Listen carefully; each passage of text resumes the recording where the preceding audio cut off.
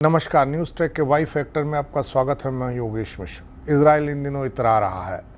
Hezbollah नेता Hassan Nasrallah को मारे जाने के बाद इजराइल ने यह साबित कर दिया कि आतंकियों की हर गतिविधि पर उसकी पैनी नज़र है। यही नहीं, नसरल्लाह के मारे जाने का अभियान बहुत लंबे समय से इजराइल ने हाथ में लिया था और कहा तो यह भी जाता कि बीते 20 सालों से लगातार इजरायली सेना, इजरायली खुफिया एजेंसियां नसरल्लाह का पीछा कर रही थी। इतना ही नहीं, यह भी दावा किया जा रहा है कि इसके पीछे सिर्फ आर्टिफिशियल इंटेलिजेंस ही नहीं बल्कि आदमियों द्वारा की गई जासूसी का भी बड़ा हाथ था। इस अभियान में आतंकी नेता के पूरे नेटवर्क में घुसपैठ की गई ताकि उसे बेरूत में उसके भूमिगत कमांड सेंटर तक ट्रैक किया जा सके। इसके बाद इजरायली सेना ने 27 सितंबर को हिजबुल्लाह के भारी किलेबंद ठिकानों को ध्वस्त करने के लिए खास तौर से डिजाइन किए गए 80 टन बंकर बस्टिंग बमों का इस्तेमाल कर नसरल्लाह समेत कई कमांडरों को मार डाला। इजराइल का यह ऑपरेशन एकदम सटीक रहा और जीरो एरर वाला कहा जाना चाहिए। यही वजह है कि इजराइल ने हिजबुल्लाह के 8 कमांडरों को एक साथ मारने का दावा किया। दरअसल 2006 के युद्ध के दौरान कई बार नसरल्लाह को मारने में विफल रहने के बाद इजराइल के सैन्य खुफिया निदेशालय ने हिजबुल्लाह में पैठ करने में पूरा जोर लगा दिया। इजराइल को 2012 में बड़ा ब्रेक तब मिला जब हिजबुल्लाह ने सहयोगी सीरियाई राष्ट्रपति बशर अल असद के खिलाफ विद्रोह को दबाने में मदद करने के लिए अपने लड़ाकों को सीरिया में तैनात किया। सीरिया में हिजबुल्लाह के लोगों की तैनाती के बाद इजराइल को ढेर सारी खुफिया सूचनाएं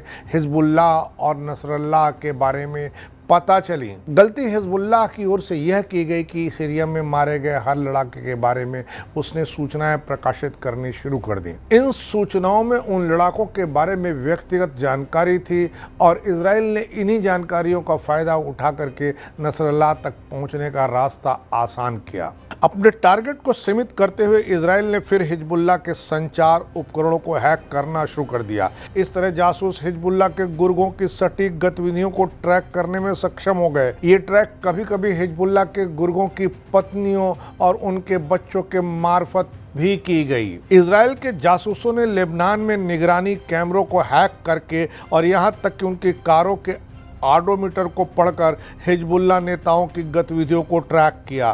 परिणाम स्वरूप इजराइल को यह पता चला कि जब भी आतंकियों की गतिविधियों में विचलन होता है, यानी इनकी रूटीन की गतिविधियां डिस्टर्ब होती हैं, तो उसका सीधा सा मतलब है कि वे किसी हमले की तैयारी कर रहे हैं। बीते 27 सितंबर को ऐसा ही हुआ जब इजराइल ने बेरूत पर बमबारी की। अधिकारियों को पता चला कि नसरल्लाह अपने कमांड और कंट्रोल बंकर के रास्ते में था। इजराइल के प्रधानमंत्री बेंजामिन नेतन्याहू संयुक्त राष्ट्र में अपने भाषण के लिए न्यूयॉर्क में थे जब उन्होंने नसरल्लाह को खत्म करने के लिए इजराइल के बड़े हथियारों को गिराने के फैसले को हरी झंडी दी। इजराइल महीनों से हिजबुल्लाह को खत्म करने की रणनीति बना रहा था। उसने समयबद्ध विस्फोटों से लैस बम भी विकसित किए थे।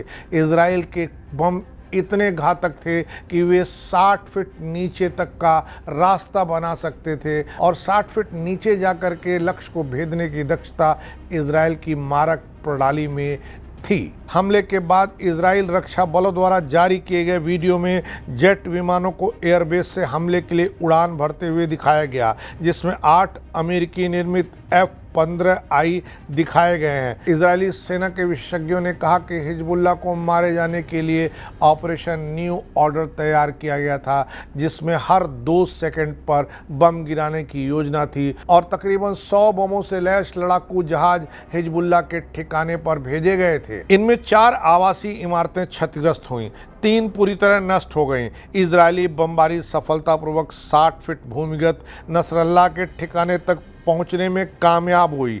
हिजबुल्लाह ने यह नहीं बताया कि नसरल्लाह की मौत कैसे हुई, लेकिन लेबनानी चिकित्सा और सुरक्षा स्रोतों ने राइटर को बताया कि नसरल्लाह को कोई सीधा घाव नहीं था। दिलचस्प यह है कि इजराइल ने भले ही हिजबुल्लाह को मारने के लिए व्यापक बमबारी की हो, पर हिजबुल्लाह के एक शरीर पर कोई भी घाव नहीं था। हिजबुल्लाह की मौत कैसे हुई यह आज भी एक रहस्य बना हुआ है, क्योंकि इजरायली हमले के 2 दिन बाद हिजबुल्लाह का पार्थिव शरीर जब मिला तो तो उस पर कोई घाव नहीं थे। कहा तो यह जाता है कि हिजबुल्लाह बमबारी के शौक से मर गया। यह हमला बेरूत में अब तक सबसे बड़े हमलों में से एक रहा है, जिसमें 6 इमारतें ध्वस्त हुईं और हिजबुल्लाह मुख्यालय के पास स्थित क्षेत्र हिल गया। विस्फोट से हिली इमारतों में से एक संयुक्त राष्ट्र संघ द्वारा संचालित स्कूल भी था, जो कि हिजबुल्लाह के अपने मुख्यालय से 173 फीट की दूरी पर था। वह स्कूल भी पूरी तरह हिल गया था। नसरल्लाह और हिजबुल्लाह के मुख्यालय पर हमले से पहले इजराइल ने 20 साल उनकी जासूसी में बिताए। यह निश्चित तौर से कहा जा सकता कि इसमें मानवीय खुफिया जानकारियां भी शामिल रही होंगी।